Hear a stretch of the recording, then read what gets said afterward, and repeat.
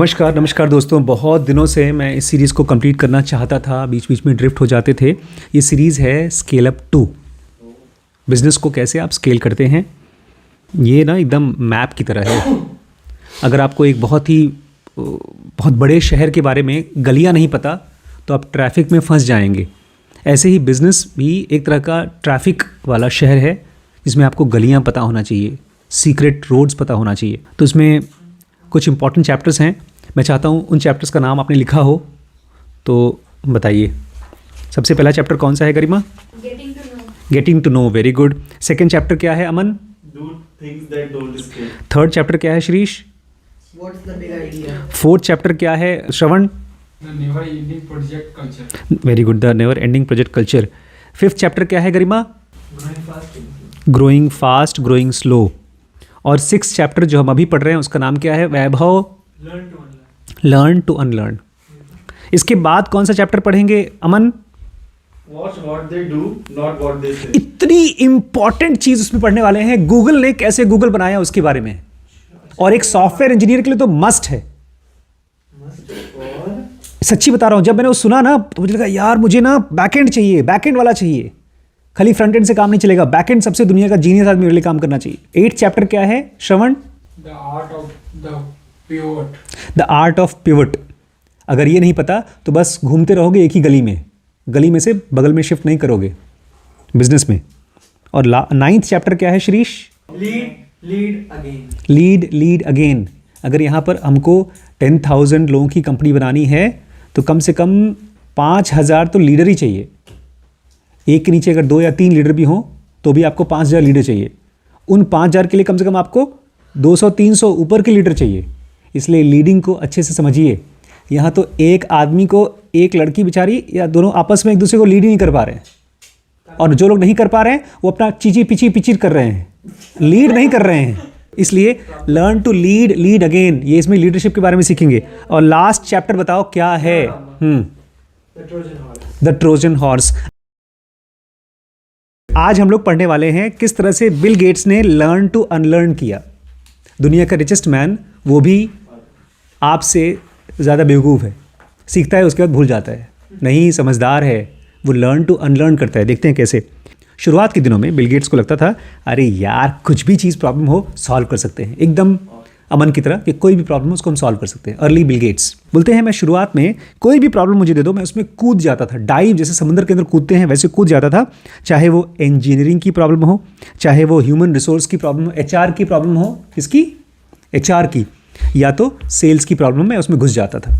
Bill Gates कहते हैं शुरू में मुझे लगता था सारा अकल, सारी IQ फंजिबल है, और चाहे सही तरीके से चाहे गलत तरीके से मैं अपने आप को बोलता था कि मैं सेल्फ टॉट हूँ, मैं सब कुछ सीख सकता हूँ।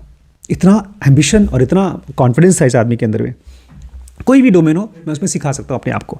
बिल गेट्स अपने आप को बोलते हैं मैं इनफाइनाइट लर्नर हूँ, मतलब असीम चीज़ों को मैं सीखने वाला हूँ। चाहे एक डिसिप्लिन में हो चाहे किसी और डिसिप्लिन में, इंजीनियरिंग की, मेडिसिन की या कंप्यूटर की या कोई भी डिसिप्लिन में, मैं उसमें जाकर के सीख सकता हूँ। और उन्होंने ढेर सारे चैलेंजेस लिए, सॉफ्टवेयर के, इंजीनियरिंग के या मैनेजमेंट के, और उसको छोटे लेवल पे नहीं बहुत बड़े लेवल पे, स्केल पे किया। इतना समझदार आदमी भी जब उसने बिल गेट्स और बिलिंडा फाउंडेशन बनाया कि मैं दुनिया के लिए फिलैंथ्रोपी करूंगा, प्रॉब्लम्स को सॉल्व करूंगा, बीमारियां ख़त्म करूंगा, तो उनको बहुत से ऐसे प्रॉब्लम्स आए जो उन्होंने एंटिसिपेट नहीं किए थे। एंटिसिपेट का मतलब क्या आपने इस चीज़ को एंटिसिपेट किया था कि गरिमा दीदी आपसे चिढ़ जाएंगी? नहीं, बिल गेट्स के साथ भी ऐसे ही हुआ था। क्या आपने गरिमा दीदी सोचा था कि भाई आपको हर्ट करने के लिए ऐसी ऐसी बातें करेंगे? कभी आपने एंटिसिपेट नहीं किया था। मुझे पहले पता था. आप तो बिल गेट्स से भी ज़्यादा समझदार हैं। बिल गेट्स और मिलिंडा गेट्स ने शॉकिंग चीज़ पढ़ी कि बच्चे मर रहे हैं, एक आध नहीं लाखों की गिनती में, और किस बीमारी से? प्रिवेंटेबल डिजीज़ से। प्रिवेंटेबल मतलब ऐसी बीमारियां जो आराम से बचाई जा सकती हैं, रोकी जा सकती हैं। तो बिल ने कहा ठीक है, पहले उन बीमारियों को खोजो जिनका क्योर है और उससे हम बच्चों को बचाएंगे। बोलते हैं आप हमारे पास माइंड है और हम इस प्रॉब्लम में लगाएंगे और उसको सॉल्व करेंगे। बोलते हैं मेरा घमंड नहीं था कि मैं इस प्रॉब्लम को सॉल्व कर डालूंगा, नहीं, एरोगेंस नहीं था। ये इनका एक बिलीफ है। ये मानते हैं अगर टेक्नोलॉजी को आप जोड़ दीजिए पैसे के साथ तो कोई भी प्रॉब्लम सॉल्व हो सकती है। ये इनकी बहुत स्ट्रांग बिलीफ है। उनको पता था कि साइंस बहुत सी बीमारियों को खोज कर रहा है, उनके सॉल्यूशंस खोज रहा है, बीमारियों के क्योर खोज रहा है, और अब वो जो खोजें हो चुकी हैं हमारा काम है उसको घर घर तक पहुंचाना, खूब दूर दूर तक पहुंचाना। तो मुझे लगा ठीक है, अब करना क्या है, बीमारियों का खोज है, बस मुझे बच्चों तक पहुंचाना है, बस चलो टीम बनाते हैं और उसको प्रॉब्लम को सॉल्व करते हैं। और बिल गेट्स तो एंटरप्रेन्योर का बायस था एक्शन के लिए। जब भी उनको कुछ दिखता है बस करना है, खाली सोच करके उस प्रॉब्लम को टाल नहीं देना। लेकिन बहुत जल्दी उनको झटका लगने वाला था और उनको ये पता चलने वाला था कि कुछ कर सकते उससे पहले उनको बहुत कुछ सीखना होगा। अबाउट द साइंस इन्वॉल्व, सबसे पहले उसके साइंस के बारे में जानना होगा। About the role of government, उनको पहले गवर्नमेंट के बारे में सीखना होगा क्योंकि वो गवर्नमेंट के एम्प्लॉय नहीं थे और गवर्नमेंट में कभी काम नहीं किया था। About the culture difference between countries, और वो चाहते थे पूरी दुनिया में लाखों लोगों को बचाएं, तो अलग अलग देशों में बहुत से कल्चरल डिफरेंस हैं, वो भी उनको जानना पड़ेगा। And even rather specially about the practical logistics of delivering supplies. और सबसे बड़ी दिक्कत कि आप जब घर घर तक पहुंचाएंगे तो उसको बोलते हैं लॉजिस्टिक। तो लॉजिस्टिक कैसे वहाँ तक पहुँचेगा? उनके यहाँ तो घर में बड़ा आसान है, फ़ोन कर दिया, अपना मर्सिडीज़ में उनका दवाई आ गई। लेकिन यहाँ पर घर घर पहुँचाने में जो लॉजिस्टिक में प्रॉब्लम्स आने वाली है वो भी उनको समझना होगा। बिल गेट्स बोलते हैं, मुझे लगा कि यार सबसे बड़ी प्रॉब्लम क्या है, बीमारी का इलाज नहीं है, खोज नहीं हुई है, लेकिन वो हो चुकी है। एक तरह से नया वैक्सीन आ गया है, वो जो नई दवाई थी आ गई, ये सबसे बड़ी प्रॉब्लम होगी, ये मिसिंग पीस होगी। उनको क्यों नहीं पता? क्योंकि उनके देश में, अमेरिका में, और ख़ास तौर से अमीरों के पास delivery system, primary health care बहुत अच्छा है। यहाँ पर छोटे छोटे देशों में नहीं है। तो उनको बाद में पता चला कि डिलीवरी मैकेनिज्म ही कमज़ोर है और प्राइमरी हेल्थ केयर सिस्टम टूटा हुआ है। इसी वजह से जब कोविड आया तो लोग धड़ल्ले से मरना शुरू कर दिए क्योंकि ऑक्सीजन नहीं था, बेड नहीं थे। बोल रहे हैं ये हार्ड लेसन था मेरे लिए कि मुझे मंडेन चीज़ों पे फोकस करना पड़ रहा था। मंडेन मतलब जाओ बैंक में अकाउंट नंबर निकालो, उसका पूछो कि आज स्टेटमेंट था कि नहीं था, उसके बाद जोड़ो एक एक छोटी छोटी चीज़। मंडेन, जैसे कि मंडेन मतलब डिलीवरी सपोर्ट, जो कि इस बड़े से इनोवेशन को जो हमने खोज किया है उसको सपोर्ट करने के लिए जो डिलीवरी सिस्टम है, ये मुझे पढ़ना था। बोलते हैं बहुत साल तक, 2 साल तक मैं सोचता रहा, ये भगवान कोई इसको प्रॉब्लम को सॉल्व क्यों नहीं कर लेता। लाखों रुपए उन्होंने इनाम लगा रखे हैं कि इस प्रॉब्लम को कोई सॉल्व कर दे, डिलीवरी को, मतलब दवाइयों को घर घर तक पहुंचाना। इवेंचुअली मुझे समझ में आया कि कोई भी आदमी इस प्रॉब्लम को सॉल्व नहीं करेगा। दवाइयाँ बनती जाएंगी, नई नई खोज होती जाएगी और वो दवाइयाँ किसी के पास पहुँचेंगी नहीं। तो एक तरह से हमने बहुत बड़ा काम कर लिया लेकिन उसका कोई फ़ायदा नहीं हुआ।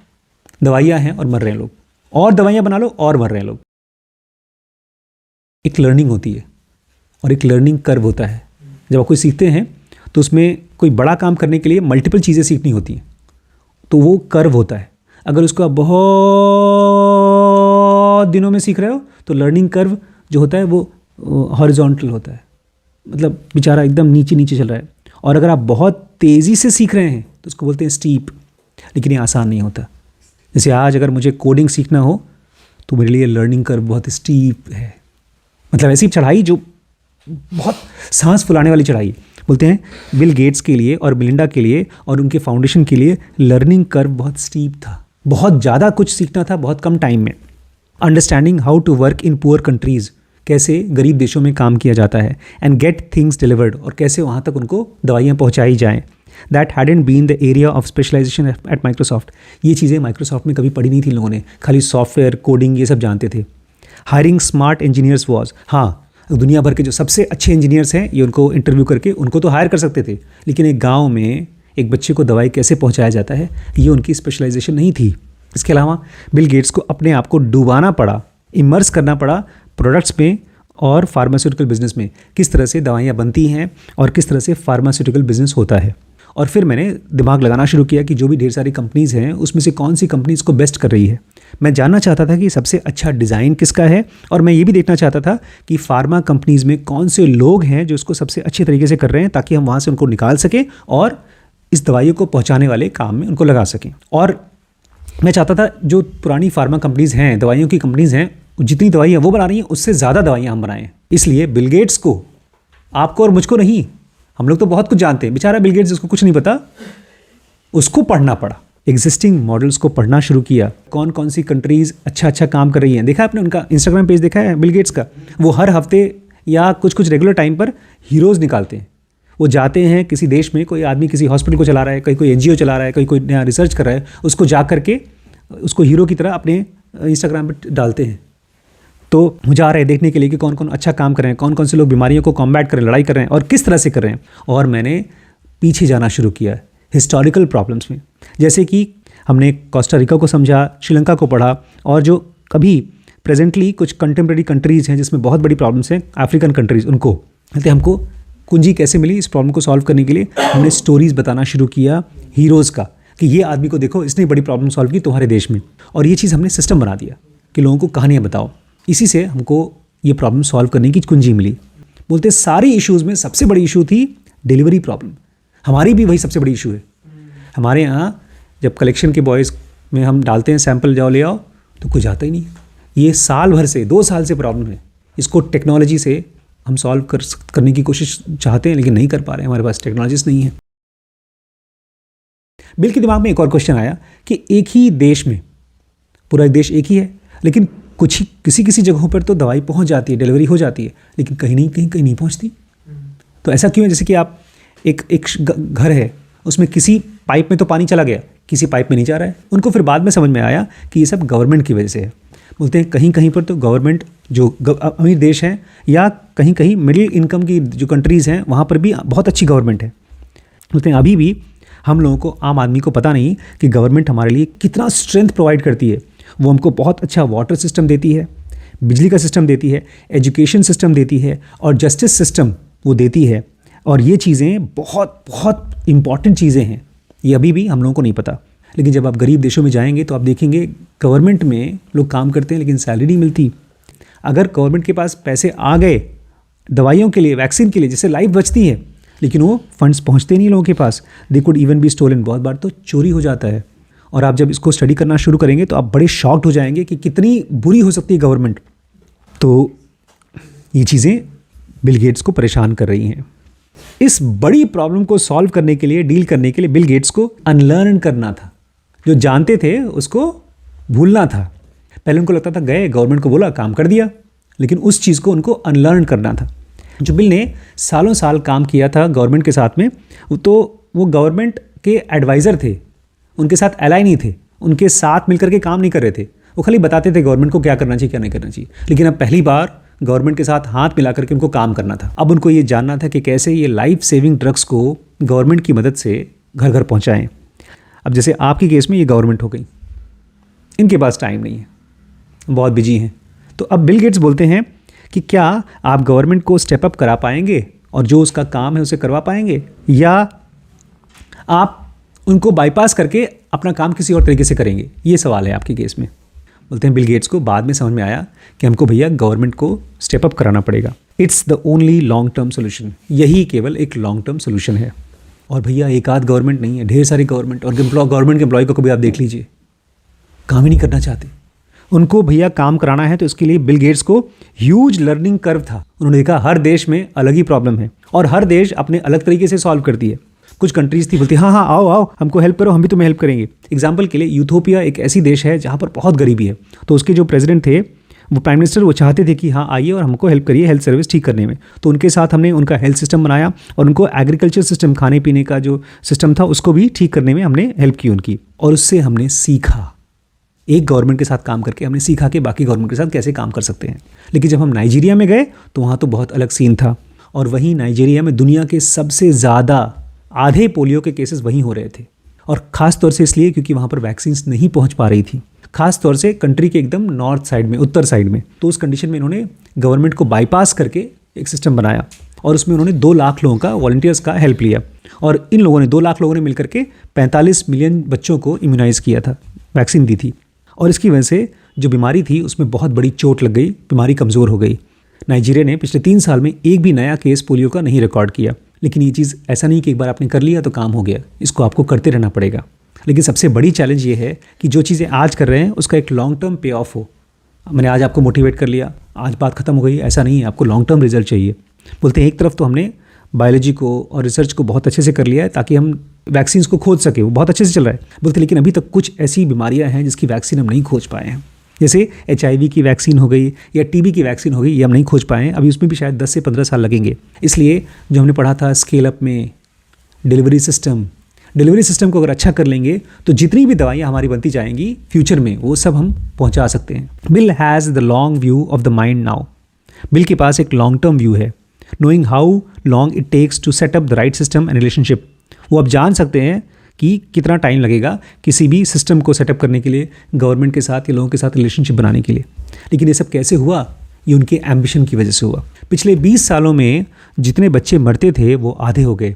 पहले बच्चे मरते थे करीब 1 करोड़, अब बच्चे मरते हैं साल में केवल 50 लाख, आधे हो गए। 45 लाख से भी ज़्यादा बच्चे जो हर साल मर जाते थे ऐसी बीमारियों से जो आराम से रोकी जा सकती थी, वो ज़िंदा हैं बिल गेट्स की फाउंडेशन की वजह से। ये ऐसा काम है जिसको आप बोल सकते हैं कि इंसानियत का सबसे अच्छा काम है। और ये बिल गेट्स ने कैसे किया? By learning to unlearn. जो कुछ भी वो जानते थे, ऐसा होगा हमारे साथ भी होगा। पता है, हम चिढ़ते वही हैं जहाँ पर जो हम चीज़ पहले से जानते हैं उसको नया चीज़ मिलता है। तो उसमें आपको क्या करना होता है? अनलर्न करना होता है। ठीक है गवर्नमेंट साहब, ठीक है बिल गेट्स। थैंक यू दोस्तों।